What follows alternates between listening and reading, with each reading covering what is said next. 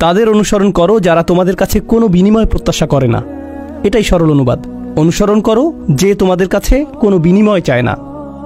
ওয়াহুম মুহতাদুন, আর তারা সরল পথে অঙ্গীকারবদ্ধ। মুসলিমরা কোরআনের যে ধারণাগুলোকে ভুল বুঝেছে এটি তারেক। কোরআন বলেছে যে তারা কোনো বিনিময় প্রত্যাশা করেনি। ভাই, আপনার প্রোগ্রামের জন্য কেন ফি নির্ধারণ করেছেন?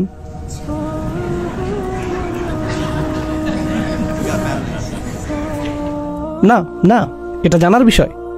কোরআন আরো বলছে ইয়াশতারুনা বিআয়াতিল্লাহি সামানান কলিলান, তারা আল্লাহর আয়াত বিক্রি করে সামান্য মূল্যের জন্য। নিজের জন্য আপনার লজ্জিত হওয়া উচিত।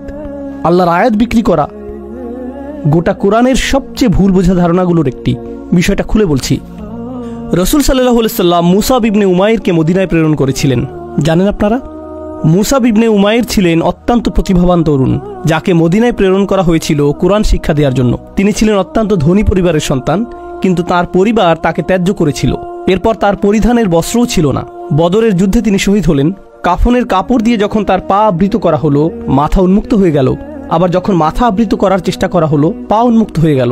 রাসূল সাল্লাল্লাহু আলাইহি সাল্লাম তাকে মদিনায় প্রেরণ করলেন কি শিক্ষা দেওয়ার জন্য?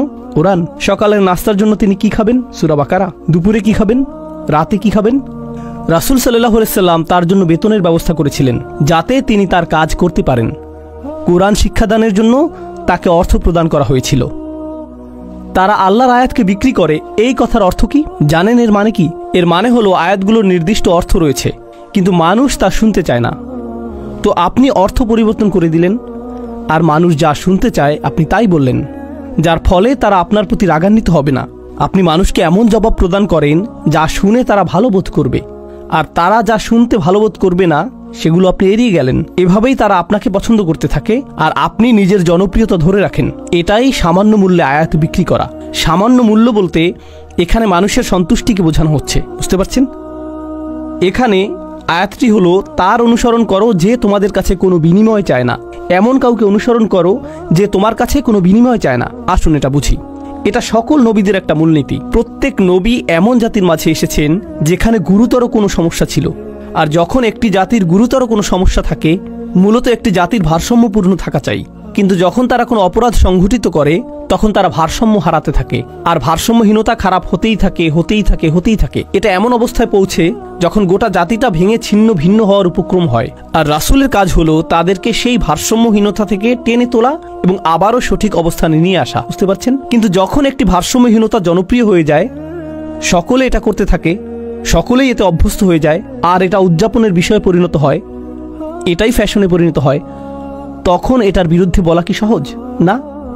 উদাহরণস্বরূপ এখনকার সময়ে সমকামিতার বিরুদ্ধে বলাটা বেশ কঠিন হয়ে গিয়েছে, তাই না? লূত আলাইহিস সালাম কি এমন সময়ে বসবাস করেছেন যখন এটা জনপ্রিয় ছিল? হ্যাঁ। তাকে কি এর বিরুদ্ধে কথা বলতে হয়েছিল? হ্যাঁ। তিনি কি এর জন্য বিরোধিতার সম্মুখীন হয়েছিলেন? হ্যাঁ। বিষয়টা কোরআনে আসার পেছনে কারণ রয়েছে। আপনি যদি এর বিরুদ্ধে বলেন, মানুষ আপনার দিকে তেড়ে আসবে। লূত আলাইহিস সালামের কথা কোরআনে এজন্যই এসেছে। যখন আপনি এমন বিষয় নিয়ে কথা বলেন যাতে গোটা সমাজ আচ্ছন্ন থাকে, তারা এই বিষয়টির প্রশংসা করে, আর আপনি এর বিরুদ্ধে কথা বলেন, তখন তারা আপনার দিকে তেড়ে আসবে।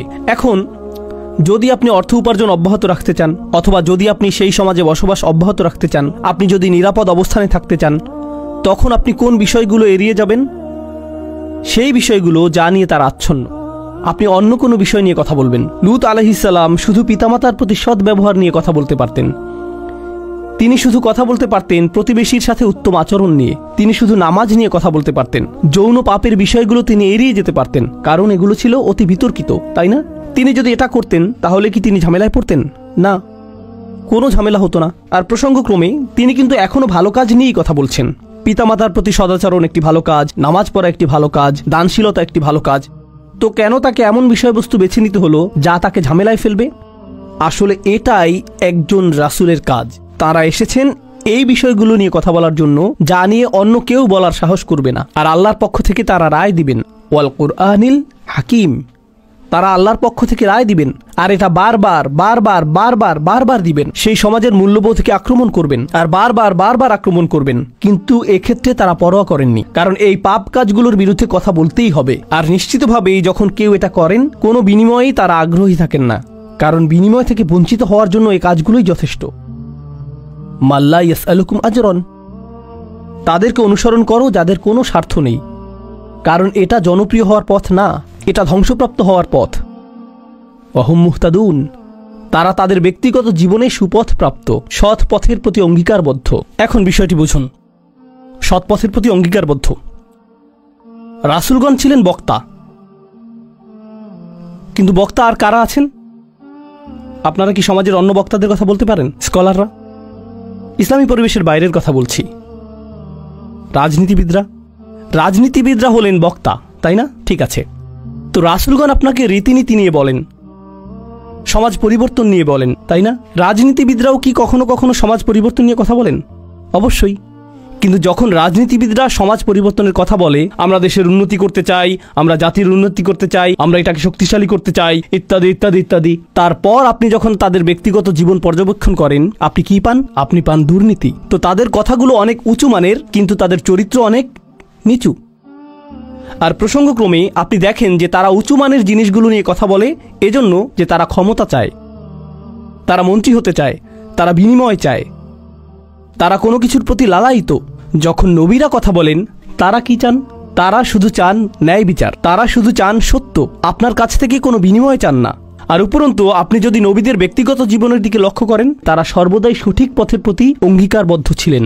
ওয়াহুম মুহতাদুন, তো বাণীটি নিখুঁত এবং বাণীবাহকও নির্ভেজাল। এই ধারণাটি কি আগেও শেখানো হয়েছিল? হ্যাঁ, ইন্নাকা লামিনাল মুরসালিন আলা সিরাতিম মুস্তাকিম, আরেকবার পুনরালোচনা। কোরআন এরকমটাই করে, আয়াতগুলো পরস্পর সম্পর্কযুক্ত। এখন পরের আয়াতে অমালি, অর্থাৎ আমার কি সমস্যা হয়েছে, সেই মানুষটি এখনো কথা বলছেন, সেই রজুল, সেই আদর্শ ব্যক্তি, আল্লাহর ইচ্ছায় যার নাম আমরা কোনো একদিন জান্নাতে জানতে পারবো। তিনি বলেছেন, আমার কি সমস্যা হয়েছে? লা আবুদুল্লাযী ফাতারানি, আমি কি সেই সত্তার উপাসনা করব না যিনি অস্তিত্বহীন অবস্থা থেকে আমাকে গড়েছেন? ওয়া ইলাইহি তুরজাউন, আর তোমাদের সকলকে তারই কাছে ফিরিয়ে নেওয়া হবে।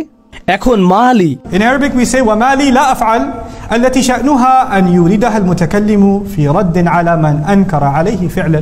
ইবনে আশুর এটা উল্লেখ করেছেন যে যখন কেউ বলে আমার কি সমস্যা হয়েছে যে আমি এটা অথবা সেটা অথবা অন্য কিছু করব, এর অর্থ হলো কেউ তাকে বলেছে যে এই তোমার কি সমস্যা হয়েছে, তুমি কেন ধর্ম ত্যাগ করেছো, আর সে তার দিকে ফিরে এর জবাব দিচ্ছে। তো প্রকৃতপক্ষে উক্তিটি যদিও লিপিবদ্ধ হয়নি, কিন্তু তার বক্তব্যের ধরন দেখে আমরা বুঝতে পারছি এই তোমার কি সমস্যা হয়েছে, কেন তুমি এই মিথ্যা ধর্মের পক্ষে কথা বলছো। আর তিনি তার দিকে ফিরে বলছেন আমার এমন কি হয়েছে যে আমি তার উপাসনা করব না যিনি আমাকে সৃষ্টি করেছেন, আর তোমাদের সকলকেও তার কাছে ফিরিয়ে নেওয়া হবে। এটা উপলব্ধি করো যে তোমাদেরকেও ফিরিয়ে নেওয়া হবে। বাক্যটি শুরু হয়েছে আমার কি সমস্যা হয়েছে এটা দিয়ে, শুরু হয়েছে তাকে দিয়ে, আর বাক্যটি শেষ হয়েছে তোমাদের সকলকে তার কাছে ফিরিয়ে নেওয়া হবে। তো তিনি কাকে দিয়ে শুরু করেছেন? নিজেকে দিয়ে। আপনি যদি মানুষের সাথে একাত্ম হয়ে গিয়ে এই বাণী তাদের কাছে প্রচার করতে চান, আপনাকে নিজের সম্পর্কে অনেক কিছু স্বীকার করতে হবে। মানুষকে আপনার এটা বলার সক্ষমতা থাকতে হবে যে তোমরা সমস্যার সম্মুখীন হবে। আমি যদি কাউকে পরামর্শ দিই ভ্রমণ সম্পর্কে, আপনি এই এয়ারলাইন্সে না গিয়ে অমুক এয়ারলাইন্সে যান। আমি যদি এমনটা বলে শুরু করি যে ভাই আমি এই এয়ারলাইন্সে গিয়েছিলাম, তারা এত বেশি দেরি করেছিল, তারা আমার লাগেজ হারিয়ে ফেলেছিল, অমুক এয়ারলাইন্সে যান, এটা কি পরামর্শটিকে বেশি আবেদনময় করে তুলছে? কারণ আপনি নিজের কথা প্রথমে বলেছেন, আর যেহেতু আপনি কোনো একটি অভিজ্ঞতার শিকার হয়েছেন, এখন আপনি ঐকান্তিকভাবে তার কল্যাণের জন্য তার কাছে আসছেন। কিন্তু যদি আপনি তার কাছে গিয়ে বলেন হে তুমি এই এয়ারলাইন্সে যাচ্ছ, তুমি একটা স্টুপিড, এটা কি এমন ব্যবহার যার ফলে মানুষ রাজি হবে? না, বরং এটা অপমানজনক। তিনি নিজের সম্পর্কে বলছেন, কারণ তিনি চান না যে তারা তাকে ঘৃণা করুক। তিনি ঘৃণার উদ্রেককারী কোনো কথা বলতে চান না, তিনি একপাশে কোনো কথা বলতে চান না, তিনি শুধু তার নিজের সম্পর্কে কথা বলতে চান। দেখো আমার দিক থেকে এটা হবে বড় ধরনের অপরাধ, দেখো আমার দিক থেকে এটা হবে বড় ধরনের অপরাধ যদি আমি তাকে উপেক্ষা করি যিনি আমাকে সৃষ্টি করেছেন। তোমরা সকলেও তার কাছে ফিরে যাচ্ছ। এটা কথা বলার খুবই ভালোবাসাপূর্ণ উপায়, যেটা তিনি ইতিমধ্যে শুরু করেছেন ইয়া কওমি বলার মাধ্যমে। এজন্যই তিনি তার জাতির প্রতি ভালোবাসার টানে ছুটে এসেছিলেন। তো তিনি বললেন ওমালি আলা আবুদুল্লাযী ফাতারানি ওয়া ইলাইহি তুরজাউন আত্তাখিযু মিন দুনিহি আলিহা, আমার কি তাকে ছাড়া অন্য কাউকে উপাস্য মানা উচিত? ইউরিদনি রহমানু বিদুররিন, যদি আর রহমান বা অবিশ্বাস্য রকম দয়ালু সত্তা সিদ্ধান্ত নেন যে কোনো ক্ষতি নেমে আসবে, লা তুগনি আন্নি শাফাআতুহুম শাইআ, অন্য সকল মিথ্যা উপাস্য মিলে আমাকে মুক্ত করতে সক্ষম হবে না।